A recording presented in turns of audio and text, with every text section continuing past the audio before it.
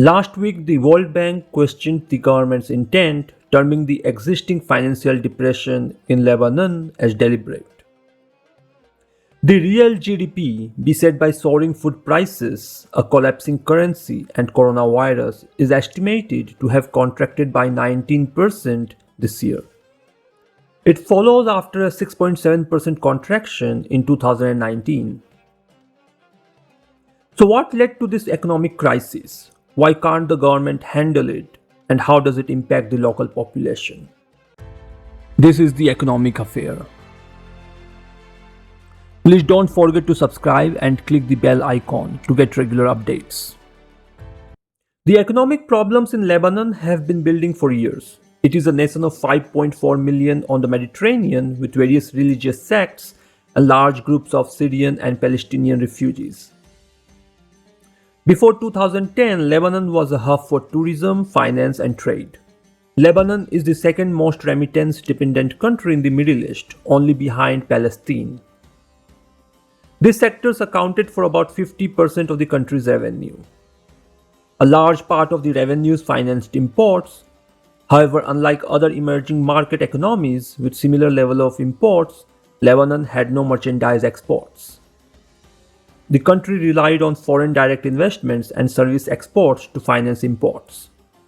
The Lebanese economy expanded after the 2006 July war, with growth averaging 9.1% between 2007 and 2010. It led to the central bank, Banque du Liban, accumulate foreign reserves. The local economy was affected by the 2011 Syrian war, growing by a yearly average of 1.67% between 2011 and 17. The financial crisis also played a role. As the number of tourists dwindled and the demand for financial services stagnated, money started to dry up.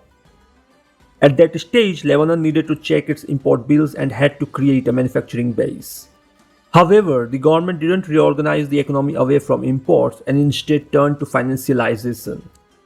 Funds worth 20% of the GDP was required every year. In the hope of a genuine revival of its tourism and finance sector, the government started borrowing the money. The central bank had pegged the Lebanese pound against the dollar since 1997 at 1507.5. To attract foreign investments, Lebanese banks promised high interest rates on deposits.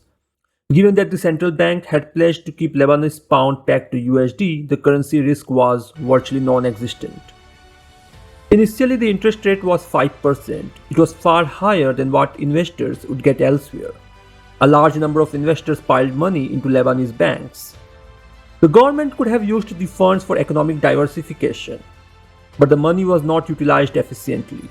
The banks, flushed with deposits, lent the money to the government via the central bank.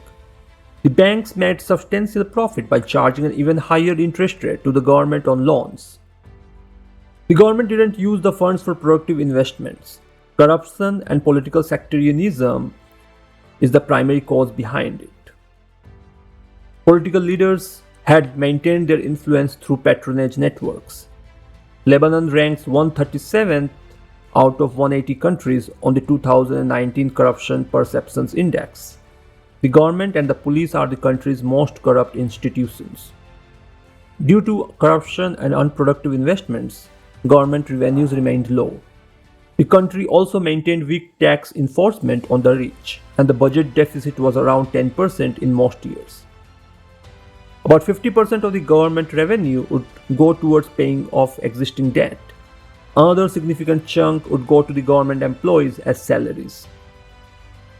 The government continued to finance its deficits and debts by selling government bonds to the banks. The money continued to flow into the Lebanese financial system on a promise of high interest rates.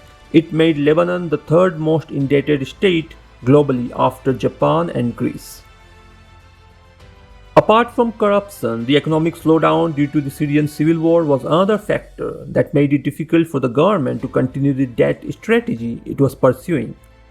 The strategy, dubbed as a state-sponsored Ponzi scheme, ran out of gas last year when new depositors suspected the policy was unsustainable and stopped coming. By October 2019, the economy had plunged into financial crisis brought about by a sudden stop in capital inflows. The central bank had promised the depositors to continue to peg Lebanese pound against dollars.